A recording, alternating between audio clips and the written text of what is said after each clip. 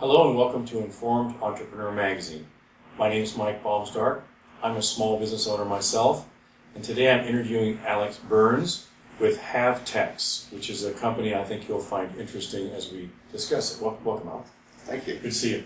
Now I'm going to be sipping some coffee while we're talking. That's okay with you? Absolutely. And so let's start out with this. I'm going to guess that you're not from the United States, but you're from another place, which is? Northern England. Okay. Tell us from there to here, how'd you wind up here? Well, when I was in Northern England, which is many years ago, I was working as an analyst programmer. Okay. And I got an opportunity to come work for Grant McNally in Chicago. Grant McNally. And that's a map maker. They make maps, they make coupon books that you pay your notes with. They made, at the time, they printed airline tickets so they still printed them and handed them out to you. Wow. So a variety of different things. Excellent. But mainly they were a book publisher. They published some of their own books, and they also did a lot of textbook production. Digital systems. Okay, so you came here what year? That was 1980. Okay, so you've been here a while. Uh-huh. And then what happened? Well, after I was there a little while, I switched over to consulting. I was a contract programmer, consultant. I worked for a company for about 5 years. And then I joined CNA Insurance as a systems development manager. Oh, okay. And I was with them about 10 years, rising through the ranks and running some large projects. CNA is a large property casualty insurance company. Okay. I worked on personal lines, commercial lines, on the property casualty side, and they also at that time had group business as well, and I worked on a group type system. Okay. Now, you're probably making decent money, I'd say, about that. Mm-hmm. So, I asked this of everybody I interview. You have to have a little bit of craziness to launch out and to be an entrepreneur. Mm-hmm. What motivation was there for you to make this jump? Actually, I made a couple moves after that and ended up in this area working for our whole parent company for giant supermarkets that are around here. And I was on an HR project doing business process re-engineering work. And as often happens in a large company, if they have a crisis, one of the fastest ways to cut costs is to let people go. So I found myself staring my 50th birthday squarely in the face without a job. And at that point I decided... That's a perfect transition. And the way I crystallize it is the next time someone fires me, it's going to be the person looking back from the mirror. Exactly. It's going to be I understand that concept. Well, you'd probably be surprised how many people actually got their motivation to launch on their own by a crisis like that. It's kind of like the crisis you needed to head out on your own. Mm-hmm. Okay, so what'd you do first? Well, actually, I did a little more consulting for a short while. I managed to bank a little bit of money. Had a little bit left over from the severance. I got a decent severance package. And I was watching TV, and along came one of the silly ads that they had at the time for Geeks on Call. So there's this guy in the PT Cruiser with the taped-up glasses, and it was a great gimmick. It was a good advertising campaign, and at the very end of the ad, it said, "Franchise is available." So I called them, and ended up purchasing first one franchise, and then building to a total of 3 of them. Wow. And was with them for several years. Okay. And that's not what you're doing now. No. You sold that or moved on that? I left it. Shall we leave it at that? Okay. It was a mutual agreement to part company. Okay. And I think there's mixed reviews on that whole system that I've noticed. So it wasn't exactly for you, apparently. It got to the point where I was giving them more of my revenue than I was keeping. There you go. And that's not sustainable. That's the franchise system. So I decided to break out on my own and formed HaveTex. We do commercial only, so small businesses. Yeah. We do IT network support and that kind of thing. Fantastic. Okay. Let me ask you first, where do most of your new business clients come from? Well, some of them come from referrals from existing clients. But a lot of them come from networking. I'm fairly active in networking, member of the Chamber, the Asian American Chamber. I have been a member of the Dollars Chamber in the past. Okay. I'm also in an organization called BNI, Okay. and as well in the Nova Business Owners Council. Yes, that's the Level 9 Business Owners Council, of which I'm a volunteer chairman, and Alex is a participant, which I'm very grateful for, among other great business owners.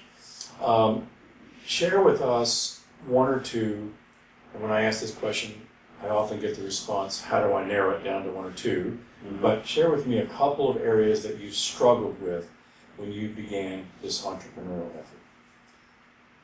I guess one of the things is a continuing struggle, and that is how do you reach a business-to-business audience? I mean, with a business-to-consumer focus, you can send out mailings, you can you can buy TV ads, Yes. and there are various things, coupon books that go out. So there are some obvious ways in which you can market. Ineffective, but obvious ways you can do it.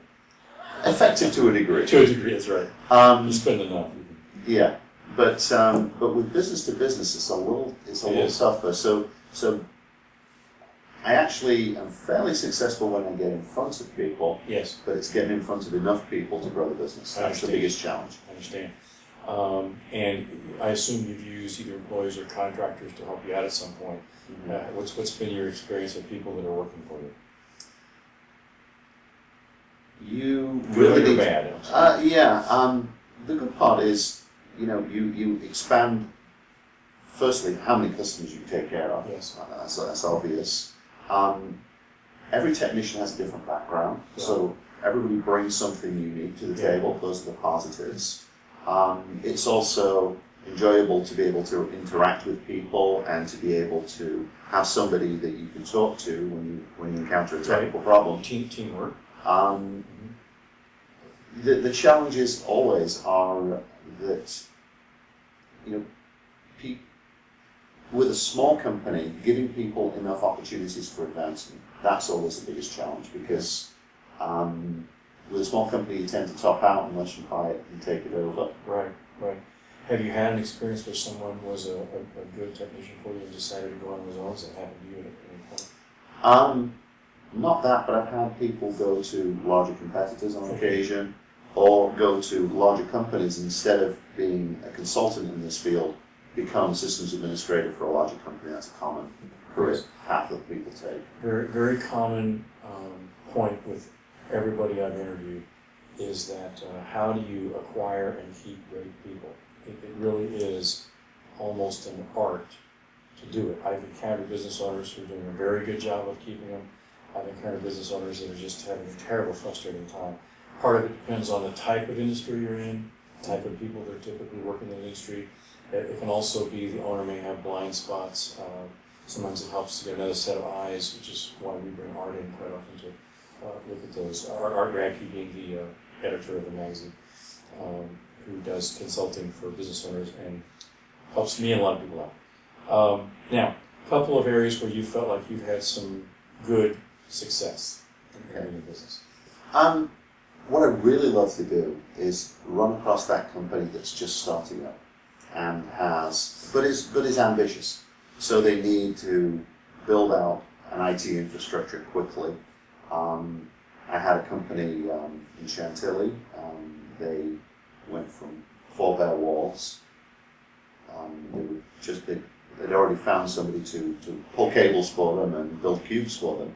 But I was able to get servers, get the firewall in there, get the switches in there, get all the PCs in there, hook them all together, set up all our applications, and move all the data that they had stored on external hard drives and bring it all together so they could function as one organization. I assume they loved you.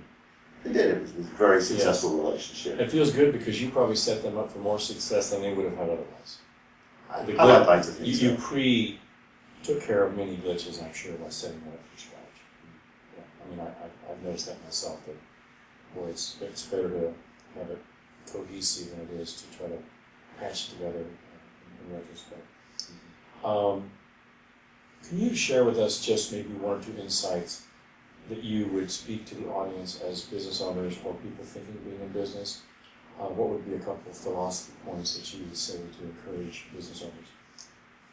Well, be realistic.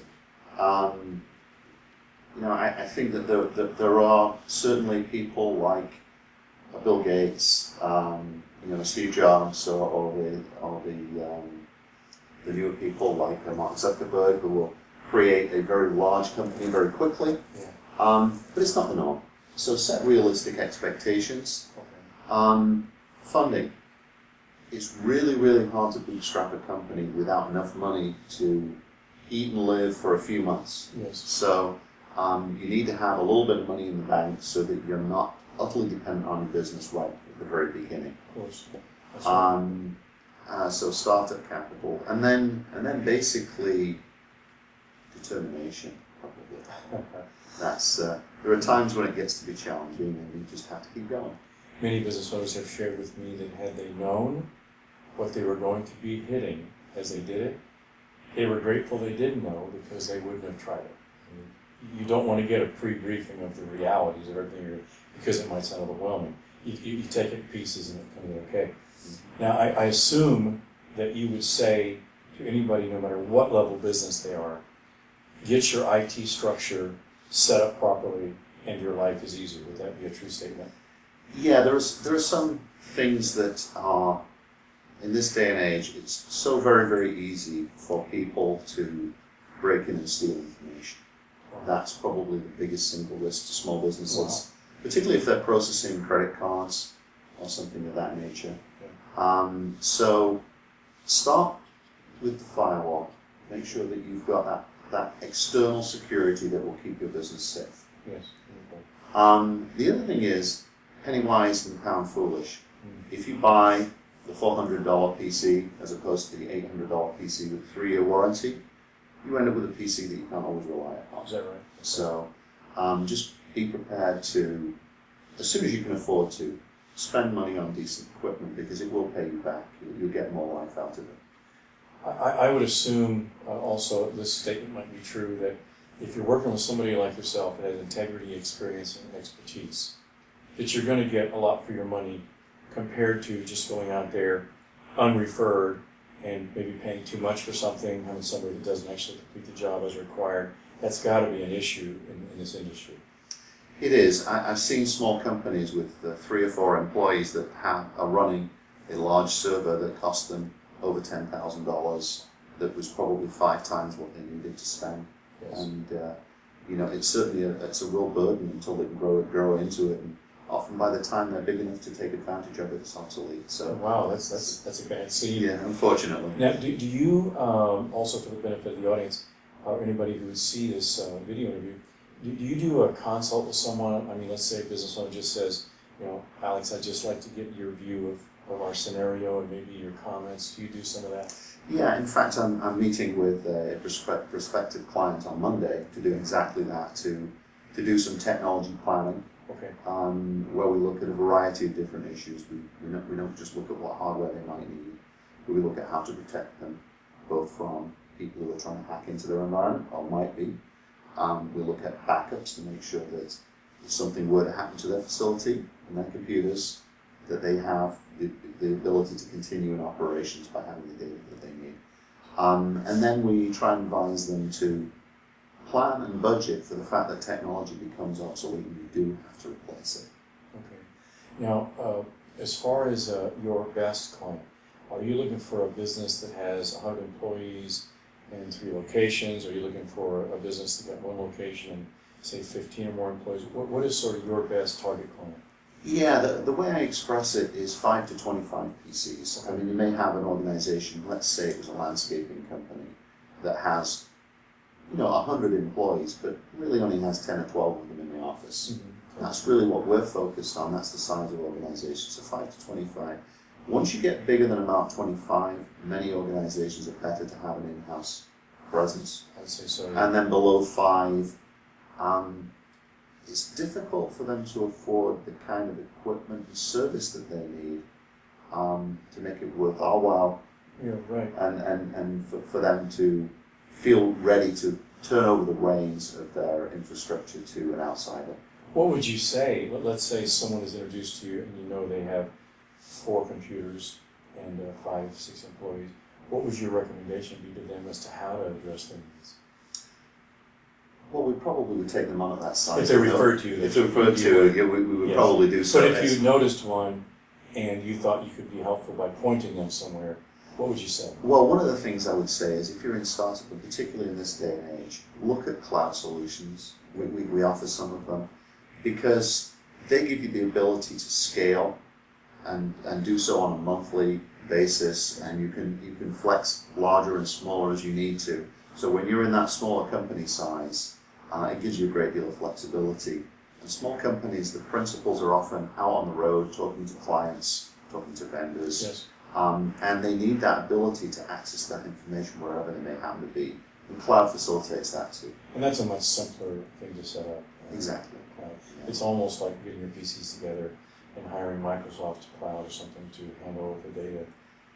Right. What we sometimes find is that nonetheless the people need an IT expert to really Yes. help them set that up I've properly. noticed that. Yeah. I have less than 5 computers in my office, and I often have needed help, and I probably have harassed the guy in my being under so much he doesn't like me anymore. But Chris, if you're watching this, I didn't really mean that. Okay, because I still love you. Well, Alex, it's been a pleasure interviewing you. Now, we will have credits that will describe how to get a hold of you at the end of this. But we thank you for listening to our video with Alex Burns of HaveTex. And if you have questions, please let us know. And look forward to the next video from Informed Entrepreneur. They're all going to be very excited. Thank you.